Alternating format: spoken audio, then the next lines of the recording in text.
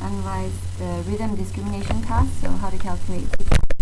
So first you have to open up emerge. If you can't find it there, type it in emerge. You have to do this on a Windows computer. I don't think Mac computers allow you to install ePrime, or if you have a Windows partition you could do it there too. So you would have had to install ePrime. So what you need to do is you need to get to that, navigate to the folder that contains your runs. So I've organized them in terms of run 1 and run 2, so we would like to analyze run 1. So I'm just going to select all these files, and you are going to hit merge and hit standard merge, and just going to say run 1. It says that there are 2 runs. For some reason it has 2 of these, so I will go ahead and skip this file. Okay, now that is done, so you can go ahead and open up that file. So that file lives in pilot data anodo run 1. Pilot data anodo run 1. That file that you created, double click it, and then you can then export this. So what this emerge did was basically, for every single, it's basically put all the subject data into one big composite file. So it's concatenated. So subject 8, 10, and so on. So you hit export. So I'm just going to unselect this, which is annoying me. But export Excel, include OK, and then make it a description that is informative. So anodo run 1 prime or whatever, like a descriptive name. Okay, now go ahead and open that up. That was the brain stimulation pilot data, and this one. So open it up, open it with Excel. So open with Excel. Okay, and then what you need to do now is to calculate hit rate versus false alarm rate. So to learn more about hits and false alarms, just Google signal detection theory and hit rates and false alarms. So you could calculate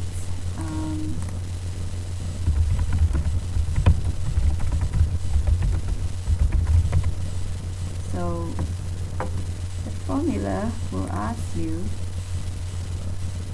so this is a very good description, but basically we're trying to see when the response was different, when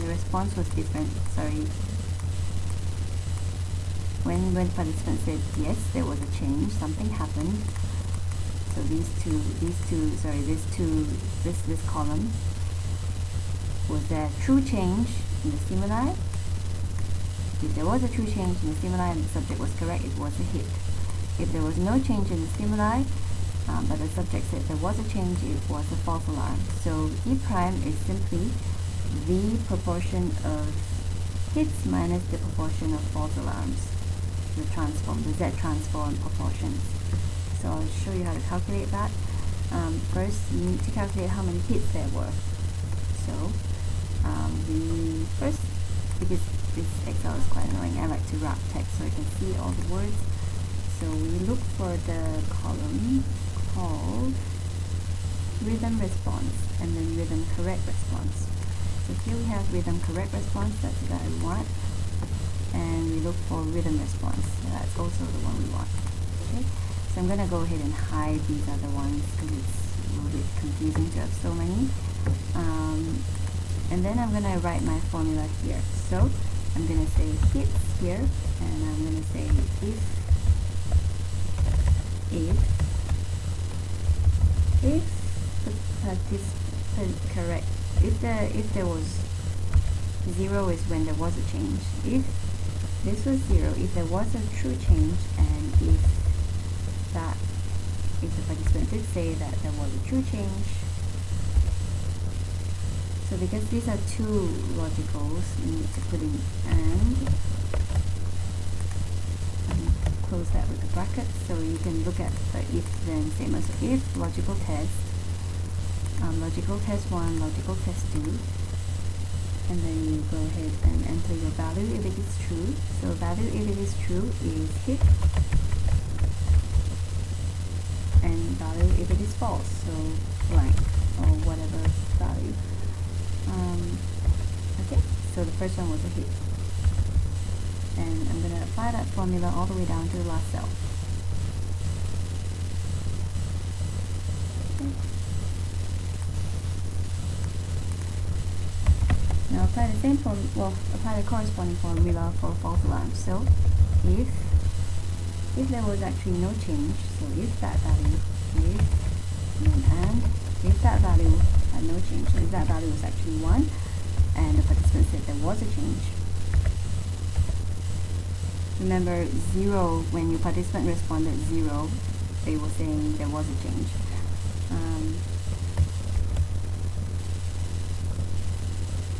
Then you place the value, false alarm, otherwise blank. Okay. And again apply the formula all the way down. Okay. Now I'd like you to remember that there were practice trials as well in your sheet. So you can see these are the practice trials. There were at least 5, so we need to remove them later. Okay. So now I'm going to go ahead and create the pivot table. When you create a pivot table, the first column, the first row should be your column headers, and I deleted that first row that wasn't the column header. So go ahead and hit insert pivot table, and it will automatically select the correct range. Put that in the new sheet, and then what we need to do is to remove the practice trial. So place that in first. Procedure block contains practice trials or the rhythm trials, the actual test trials. So we filter out the practice trials, so hide selected items. Then we go ahead and grab the type of rhythms that we're interested in, so rhythm type, which is metric simple or metric complex. We're interested in those, and we also put in the participant number, and then we go ahead and apply we count how many hits there were, and we count how many false alarms in a separate table. So I'm just gonna remove that because I'm not interested in the blanks. I'm only interested in the hits. I'm gonna filter that out as well, hide, and I'd like to count how many hits there were. So your participant number 4 had 4 hits in the metric complex condition and 6 hits in the metric simple condition. Okay, makes sense? So we're going to do the same thing with false alarms. So insert pivot table. I would like to place it in the existing worksheet.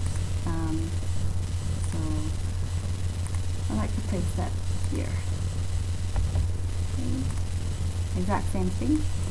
So procedure block, filter out the practice files, filter out, choose the rhythm type,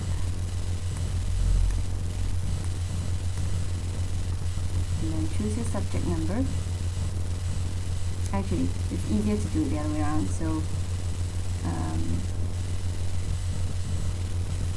it's easier to put in.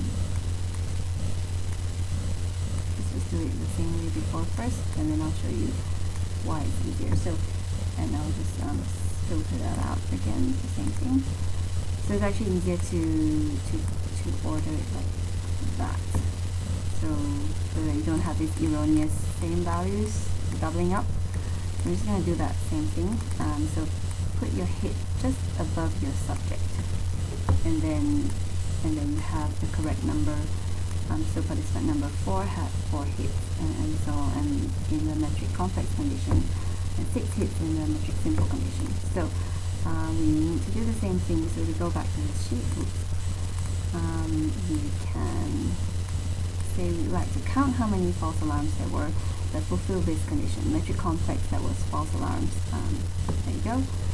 Okay.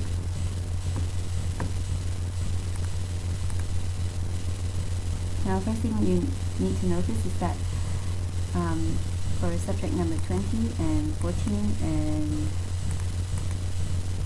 20 and 14, I think there were no false alarms for the metric simple condition.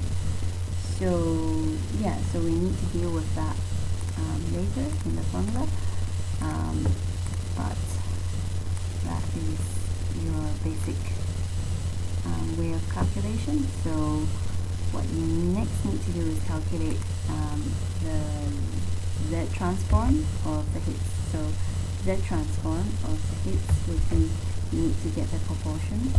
So the proportion, sorry, I don't like this complicated formula, so I'm just going to say proportion of cell number B7 divided by 15, because the maximum number of hits for 15, that's the proportion, and then you need to Z transform that. So norm dot INV inverse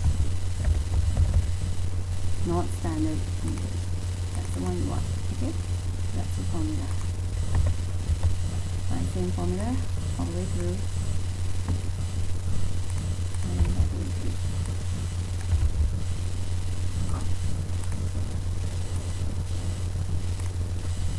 Okay. So the formula doesn't work if it was a perfect score. If the participant had 15 hits. So I'll tell you how to deal with that in a minute. Same formula again for false alarms. So make sure it's referring to the right cell, that's the one we want. And so on.